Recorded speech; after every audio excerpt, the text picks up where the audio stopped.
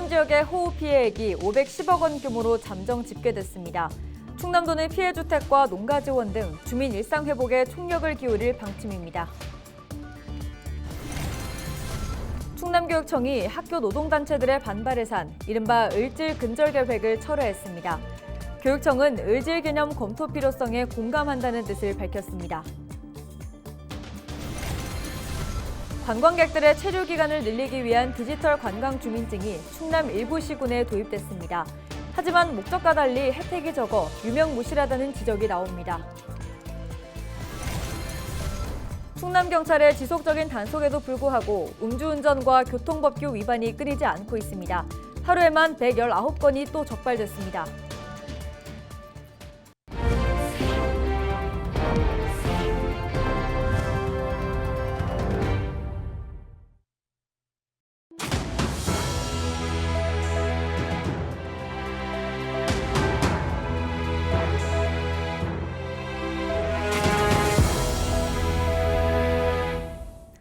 시청자 여러분 안녕하십니까? 헬로티비 충남 뉴스입니다. 집중호우에 따른 충남 지역 피해액이 510억 원으로 잠정 집계된 가운데 충남도가 피해 복구와 주민 지원에 나섰습니다. 충남에서는 이번 장맛비로 3명이 숨졌으며 하천 등 공공시설 547곳, 주택 등 사유시설 226곳이 피해를 입었습니다. 또 농경지 7,416헥타르가 침수되거나 매몰됐습니다. 충남도는 인력 7천여 명과 장비 269대를 동원해 복구 작업에 나서고 있습니다.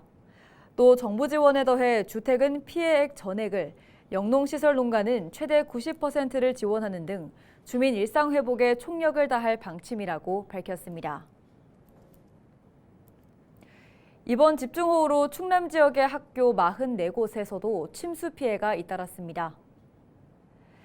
충남교육청은 학교 44곳이 침수 또는 토사 유입 등 피해가 발생했다고 밝혔습니다. 교육청은 침수 피해가 발생한 학교를 대상으로 긴급 복구에 나서는 한편 학생 170여 명의 가정에 피해가 발생한 것으로 보고 긴급복지 지원금을 투입하기로 했습니다. 충남교육청이 논란이 일었던 이른바 을질 근절 계획을 철회했습니다. 전교조 충남지부는 충남교육청이 각급 학교와 교육지원청 등에 보낸 갑질과 직장 내 괴롭힘 근절계획 공문에서 을질 관련 내용이 삭제됐다고 밝혔습니다. 교육청은 지난 3월 갑질과 을질 근절계획을 세웠고 다음 달 충남대회에서 관련 조례가 추진돼 전교조 등 학교 노동단체가 강하게 반발해왔습니다. 교육청은 이번 계기로 을질 용어의 개념과 판단 기준에 대한 충분한 검토가 필요하다는 의견에 공감한다는 뜻을 전교조 충남지부에 전달했습니다. 예산군에서 디지털 관광주민증 사업을 시행하고 있습니다. 지역 주민에게만 제공되던 관광지 할인 혜택을 관광객들에게도 제공해 지역경제 활성화에 나서겠다는 건데요. 사업이 제대로 시행되고 있는지 살펴봤습니다. 이미정 기자입니다. 소멸위기를 겪는 지역의 경제 활성화를 위해 마련된 디지털 관광주민증 사업. 지역민에게만 제공되던 입장료 할인 혜택 등을 관광객에도 제공합니다. 방문객의 체류 기간 등을 늘려 지역 경제를 활성화하겠다는 겁니다.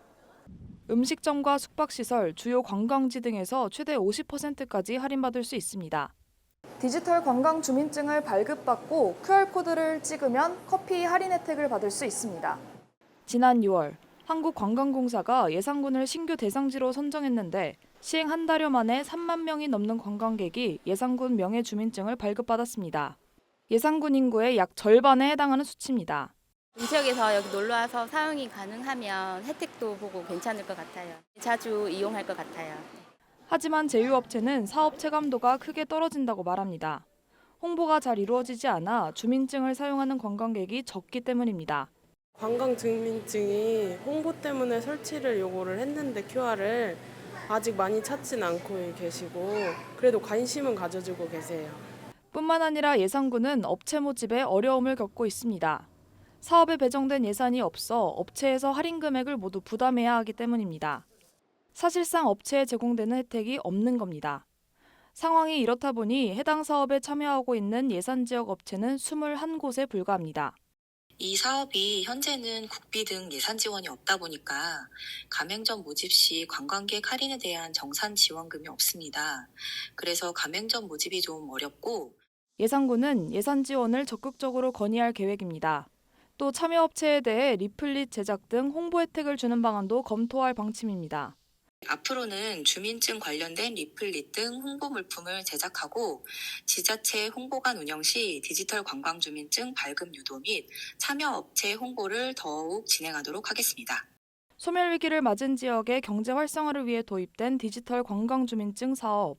사업이 제대로 시행되기 위해선 적극적인 홍보와 참여업체에 대한 지원책 마련 등이 필요해 보입니다. 헬로티비 뉴스 이미정입니다.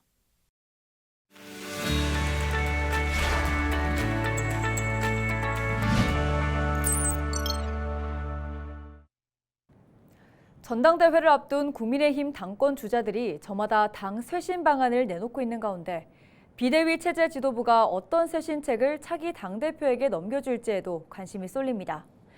국회는 지금에선 서산 태안 지역구 의원이자 국민의힘 사무총장을 맡고 있는 성일종 의원을 만나 쇄신안에 대한 생각을 들어봤습니다.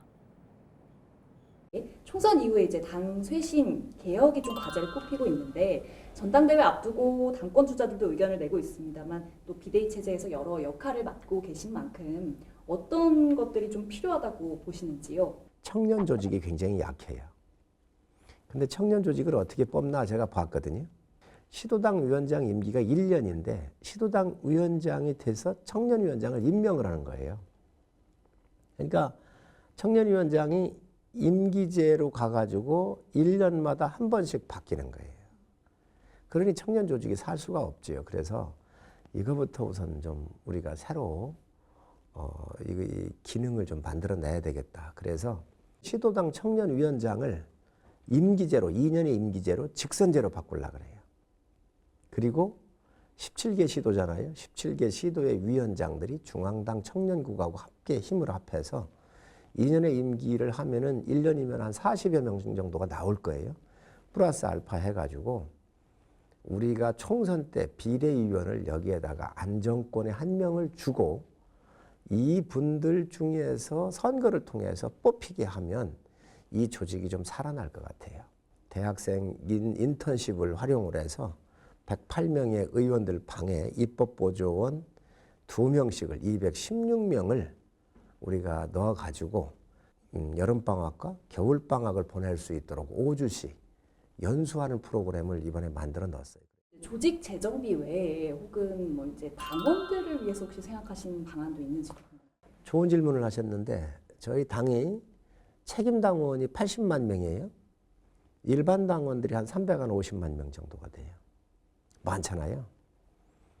근데 연수원이 없어요. 폐교라도 하나 좀 준비해서 먼 미래 당이 살아야 국가가 사는 거거든요. 민주당도 잘 돼야 돼요. 건강한 두 세력이 경쟁을 하면서 대한민국의 미래를 견인할 수 있잖아요. 그래서 이런 연수 기능을 좀 강화해야 되겠다. 여의도 연구원 같은 경우에 제 역할을 못한다 이런 의견들도 있는데 이 연구원들 초빙을 하는데 연봉이 5천 한 300만 원밖에 안 돼요. 최소한 국책 수준까지는 끌어올려야 되겠다. 그래야 좋은 인력이 올 거 아니에요.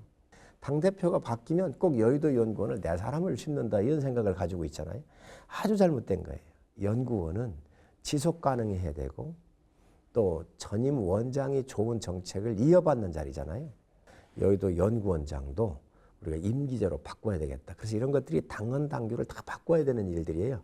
그래서 아주 준비를 잘 해서 차기의 당대표가 오시면 이제 7월 말이면은 새로운 지도부가 꾸려지겠죠. 그러면 저희가 준비해 놓은 이 개혁 프로그램을 잘 파일업을 해서 지금 넘겨줄 준비를 하고 있습니다. 지금 이제 전당대회에 눈이 많이 쏠려 있잖아요. 준비하신 입장에서 이제 흥행도 중요하겠지만 또 일각에선 좀 과열양상으로 흐르는 것 아닌가 이런 우려도 있는데요. 참 그 경계선이 참 중요한데요. 너무 정책 선거하고 그러면 또 재미가 없어요. 넘지 말아야 될 선, 감정선 같은 경우, 예를 들어 인격 모독을 한다든지 거짓말을 너무 뭐 이렇게 상시적으로 해가지고 상처를 준다든지 이러한 부분만 우리가 지켜질 수 있다고 한다면 어느 정도의 과열은 선거에서 있을 수 있는 거 아닌가요? 그건 흥미도 많고 그래야 국민들께 쳐다보기도 하고 또 때로는 거기에 새로운 혁신안도 나오고. 국방위원장을 맡기도 하셨는데 향후에 의정 활동 계획 어떻게 되시는지. 변화하는 과학의 이 흐름에 맞게 인력을 대체할 수 있는 무인화 이런 것들을 탄탄하게 우리가 준비를 해야 되겠다 이 생각을 하나 가지고 있고, 외부적 요인에는 이제 한미동맹의 강화라든지 핵에 대한 여러 가지 정책들을 자의적 측면에서 우리가 고민할 수밖에 없지요. 그래서 그런 것들이 이제 국방위에서도 많이 다루어지게 될 거고 또 그러한 의견도 많이 내려고 합니다.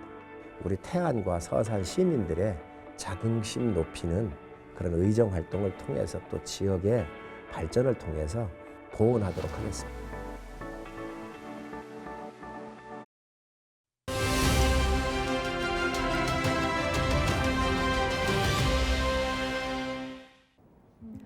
극도의 스트레스나 지속적인 우울감을 경험한 적이 있습니까?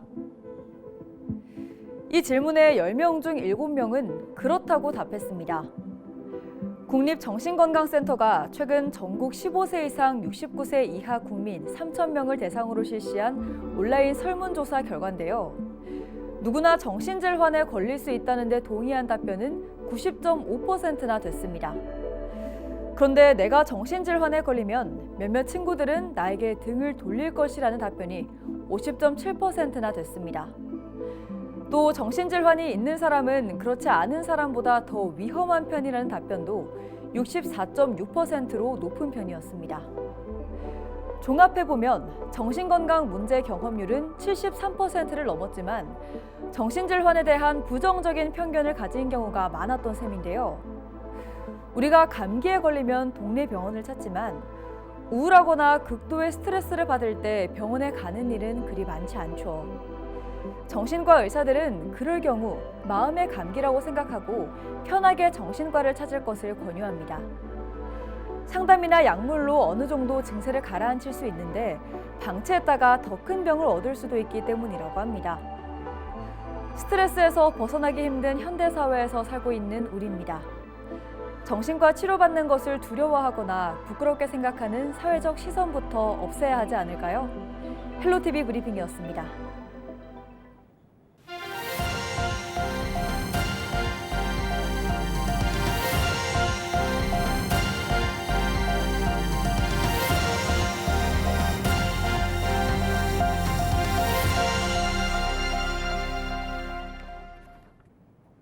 경찰의 계속된 단속에도 불구하고 음주운전과 교통법규 위반이 끊이지 않고 있습니다.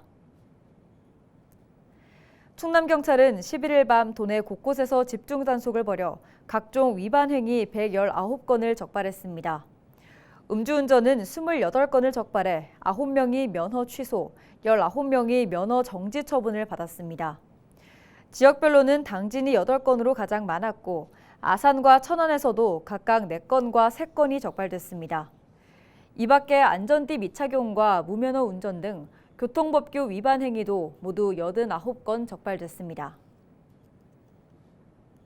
당진경찰서가 당진시, 당진교육지원청 등 23개 기관과 교통사망사고 예방을 위해 힘을 모으기로 했습니다.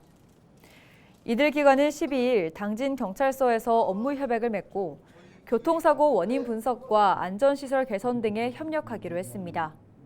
또 LG헬로비전 충남방송 등 지역 언론사는 안전한 교통문화 확산을 통한 사고 예방 캠페인에 참여할 계획입니다. 올해 상반기 당진 지역의 교통사고 사망자는 10명으로 지난해 대비 2배나 증가해 대책 마련이 필요한 상황입니다.